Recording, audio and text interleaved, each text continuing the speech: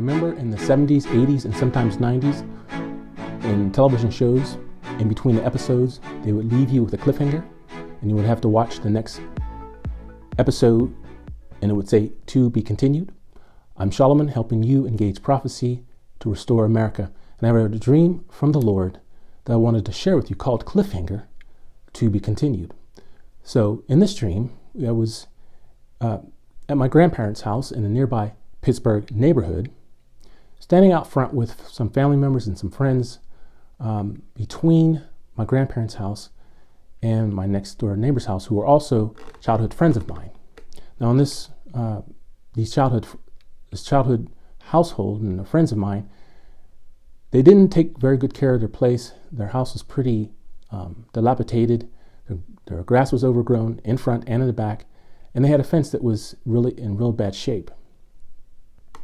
And as I said, we were, as a family, out there together in front, just having a good time, enjoying each other's company. And I was standing on the sidewalk in between the two houses, but I also was standing, hovering about 10 to 15 feet behind us, looking at us from another perspective. So I was both on a sidewalk and I was hovering. As you know, sometimes in dreams, things happen that wouldn't happen in real life. So I was seeing things from two perspectives. And I was able to see the side of and between both houses. So as the dream progressed and we were having a good time, we realized, we were looking around, I particularly was looking around and just getting a visual of all the people who were there with us, the friends and family, and realized that my youngest granddaughter wasn't with us. And we all sort of realized that simultaneously. And just at the moment that we were thinking the worst, that she went somewhere, she hid and we couldn't find her, or she went down the street somewhere and she was kidnapped, just as the moment we thought all hope was lost and that she was missing and we were about to call the police, she emerges from the next door neighbor's yard. As I said, they had overgrown yard and their house was dilapidated and the fence was in bad shape. And this gave us a real big sigh of relief. For that 3 to 5 second moment, we thought all hope was lost. Something happened to our granddaughter. So I wanted to give some background, to touch on some of the things of the dream and give you the interpretation of what I believe this dream to mean. First of all, I believe the Lord gave me this dream as a scenario. Oftentimes He'll give me dreams where I can feel what He's feeling personally. You know, it'll be about family members or someone we care about or someone I care about or I know personally. Something unfolds in a dream where it will be positive news or negative news, something that I feel in connection with God's heart, what He's feeling or what He's seeing, so that we'll be able to act appropriately. And the second part is, the second thing I wanted to touch on is that the foreigners that don't share American values, these certain things that represent what I'm saying in the dream, our next door neighbors who were that lived next door to us, that were also childhood friends. As I said, they didn't take very good care of their property. And I remember growing up, my grandparents didn't really take kindly to the fact they didn't take care of their property. And in the back of my grandparents' house, next to the neighbors and my childhood friends, my grandfather built a cinder block wall to hide his eyes from their view. He knew he couldn't go over and just tell them what to do with their yard, so he built a wall so they could hide their property from his view. And so these foreigners that I'm talking about that don't share our American values have this attitude, just like the next door neighbors where they didn't take care of the property, have moved into our country. Many of them, as we grew up, maybe a few generations, or people that already were citizens of our country that have grown up with different ideas about how things, they no longer share our American values. They felt like they wanted to move away from our American values, or foreigners that have come and moved into our country, either intentionally or unintentionally, that didn't share our American values are like these next door neighbors who didn't care for the property. They don't share our American values. They didn't want to maintain our American values. And as we grew up, times they befriended us. We have had many friends and associates that we grew up with, it's from school, and eventually work, maybe working as teenagers.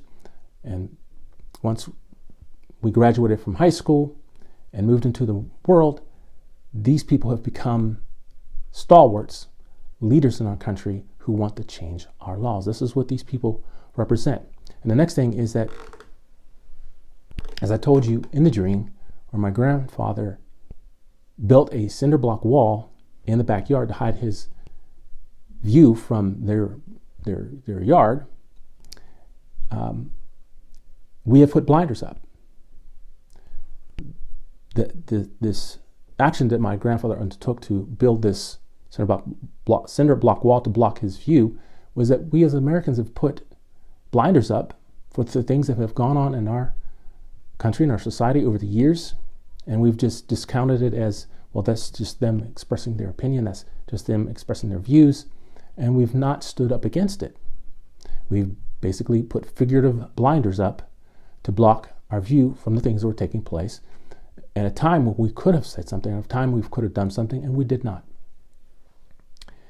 And the last thing is that although these things have taken place, although these things are true, as in the dream, when we realized that our granddaughter had been missing, and for that 3 to 5 second period, we panicked and thought, that's it, she's gone, we're gonna have to call the police. But even though we call the police, nothing may be done because we were just frightened at the time of what happened to her. We felt what it would feel like when all hope was lost, and then she emerged from this the next door neighbor's home that I spoke about, and we obviously were overjoyed and we're happy that she was found. And so these two things that I think the Lord is speaking about here. One is that God has given us hope for the salvation of our children, and He's also given us hope for the salvation of our country just when all hope is lost. And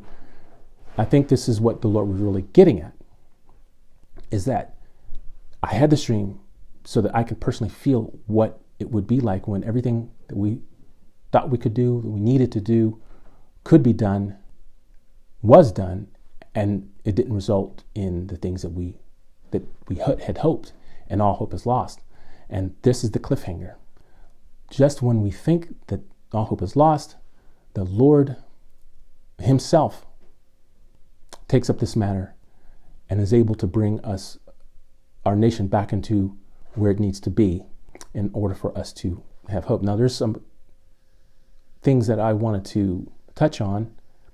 There's some people and places in the stream that I wanted to give some meaning to further expound on what the interpretation of the stream is. And I'm not going to reveal the name of these people, except there's one name I will reveal, but I'm not going to reveal the first names of these people, and for that reason they're going to be protected. But I will give you the meaning to their name, and then further I will expound on what it means. So my granddaughter, who was lost in a dream, her name means alone, isolated, solitary, separated, holy, or set apart. The place where this took place, the area in the neighborhood it took place, I'm going to call B. Huber. That's not the real name. I'm just going to call it B. Huber to protect the location. And it means someone that hides on a farm.